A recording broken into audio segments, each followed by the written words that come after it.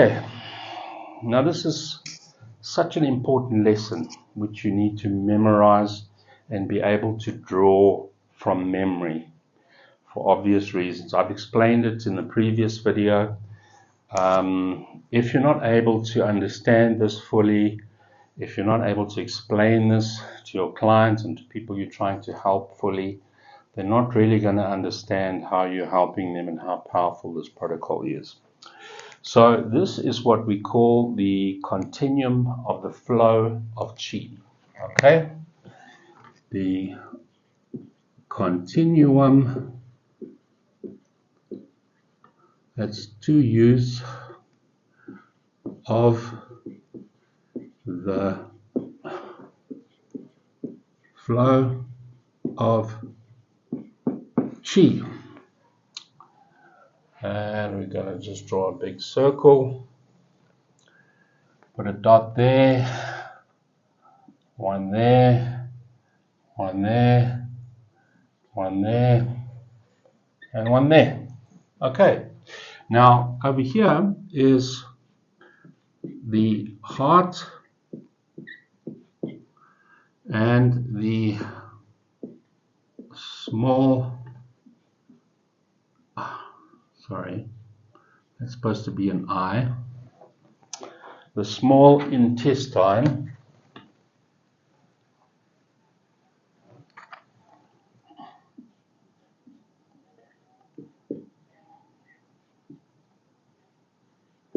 and then we have the stomach,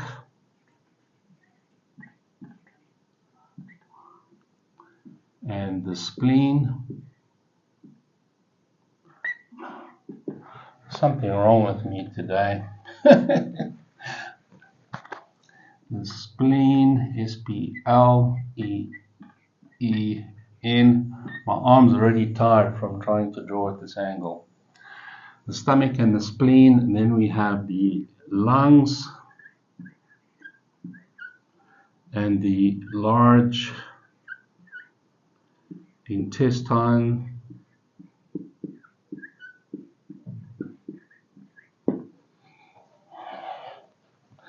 then we have the kidneys,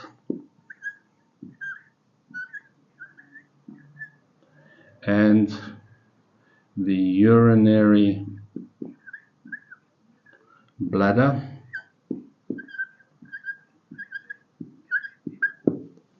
then we have the liver and the gall bladder. Okay. Now, you'll see there are 1, 2, 3, 4, 5 organ systems. Each organ system comprises of 2 organs. Okay, heart, small intestine, stomach, spleen, lungs, large intestine, kidneys, urinary bladder, and liver and gallbladder. Now, each organ system, made up of 2 organs, gives Qi to the following 2 organ systems after it and receives Qi from the previous 2 organ systems preceding it. Okay?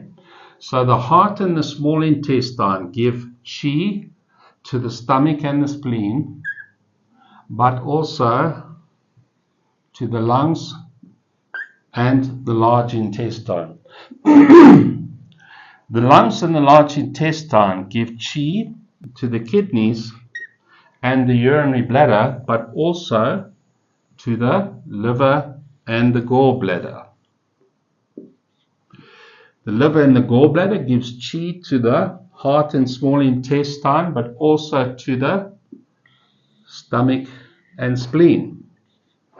Stomach and spleen, likewise, Qi, lungs and large intestine, but also to the kidneys and urinary bladder. Kidneys and urinary bladder give Qi to the liver and gallbladder, but also to the heart and the small intestine.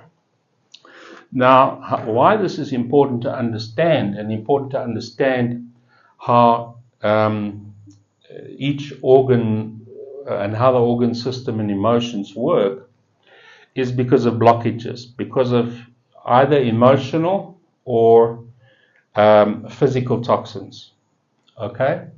Now, each organ represents and is governed by, or is influenced by, or is the house of a specific emotion. Okay?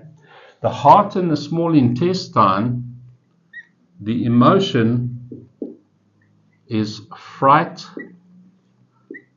and joy. The stomach and the spleen is worry.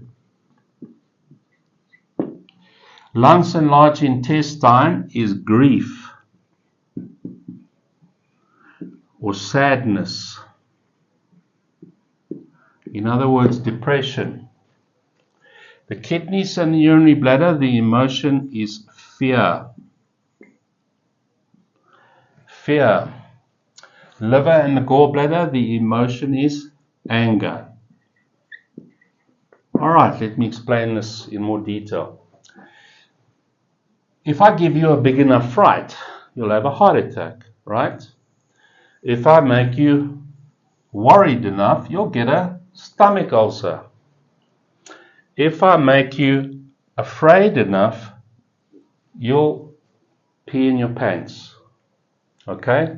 What we've learned from people who harbor resentment and bitterness from unforgiveness, which was started by anger, they lose their gallbladders. The gallbladder develops gallstones, can't function anymore, it has to be cut out.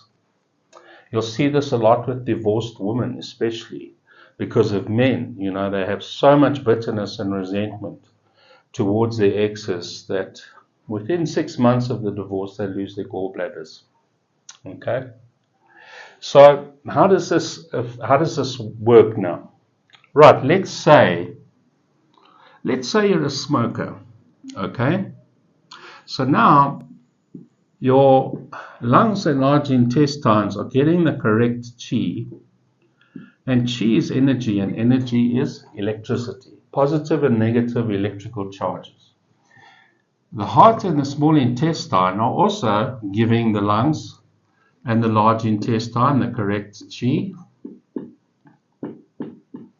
However, because of the toxicity in the lungs, and let's make it worse, let's say you experience a loss, somebody dies. Now, what happens is with the chi, you'll see that it gives off the wrong chi. I'm trying to draw pluses from the wrong angle. So it gives off the right amount of positive, but not enough negative.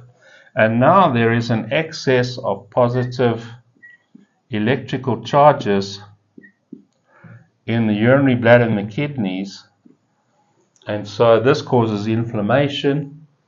You end up with urinary problems, possibly even ulcers in the urinary bladder. You end up with kidney problems, hearing problems, vision problems, tinnitus in the ears, hair loss, hair color change, bone density change, weakness in the back, weakness in the knees, all because you smoke. Plus, the imbalance that's going to be caused in the continuum of the flow of chi because of the toxic lungs, you're now going to struggle with irrational fears, easily angered, easily frightened, lack of joy, worry, and sadness, ultimately depression. So that's how acupuncture works. Remember, we explained in one of the first videos, how does acupuncture work? We put a piece of metal into this electrical system, and sparks start to fly, and chemicals start to be released. Okay? And chi starts to flow through the continuum of the flow of chi. It starts to push these blockages out of the system, and we excrete them through our urine, through our feces, through our sweat, and we breathe them out. And it's called the continuum of the flow of chi because energy is constantly flowing in one direction. It's constantly flowing in one direction. If you look at an atom, it's constantly moving. Okay? And in order for us to live, energy has to constantly flow throughout the body. And if it's not able to flow properly and freely, we end up with mental and physical illnesses. And by doing acupuncture, by putting pieces of metal into these electrical points in the ears, we begin to restore the continuum of the flow of chi, and mental health and clarity and physical health start to flow back to the individual. And that's it.